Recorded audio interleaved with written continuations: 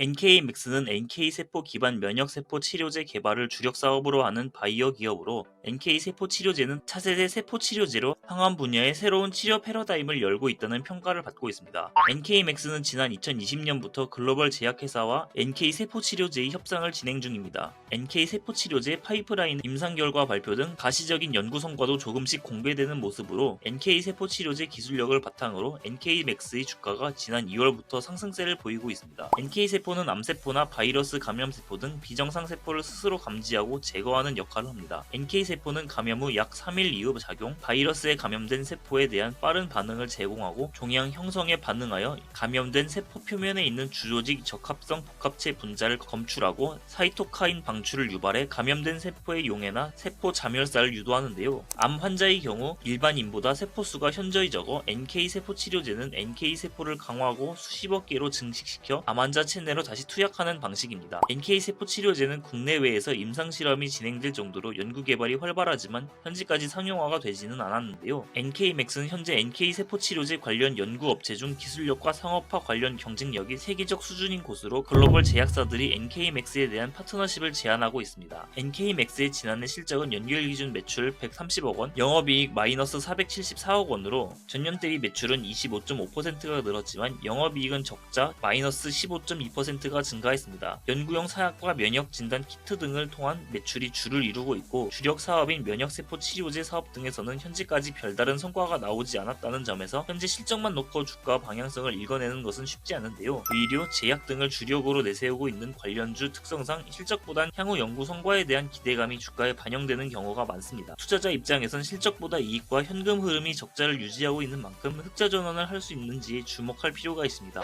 이런 의미에서 NK맥스는 NK세포 치료제 관련 기술력을 바탕으로 저조한 실적에도 주가의 흐름세는 상승선을 보인다는 점에서 흑자 전환을 예상하는 증권가 관계자 및 투자자들이 많은 것으로 보입니다. NK맥스의 주가는 10일 종가 기준 19,900원으로 지난 2월 14,550원과 비교하면 35% 이상 올랐습니다. 최근 흐름만 놓고 보면 상당히 선방인 동시에 향후 성장폭도 크지 않을 것으로 보이는데요. 다만 지난해 11월 4일 29,600원과 비교하면 지속 상승 가능성이 열려있다는 평가를 받고 있으며 NK맥스는 지난해 8월 27일 12,500원을 기록한 이후 3개월의 장중 최고 32,500원을 기록한 바 있습니다. NK세포 치료제에 대한 기대감이 반영된 것으로 보입니다. 이후 주가는 등락을 거듭하며 급상승에 따른 갭 메우기 등으로 인해 하락세를 보였지만 2월 말부터 상승 전환에 성공해 5월 기준 2만원에서 22,000원대의 박스권을 유지하고 있습니다. 증권가는 NK맥스의 주가는 상승 가능성이 높은 것으로 보고 있습니다. 6월 ASNK 세포치료제의 효능과 안전성이 입증될 가능성이 높다는 판단에서인데요. 현대차증권은 NK맥스가 키트루다 바벤시오를 완전 정복했다면서 오는 6월 미국 임상종양학회 발표 결과도 기대된다고 분석했습니다.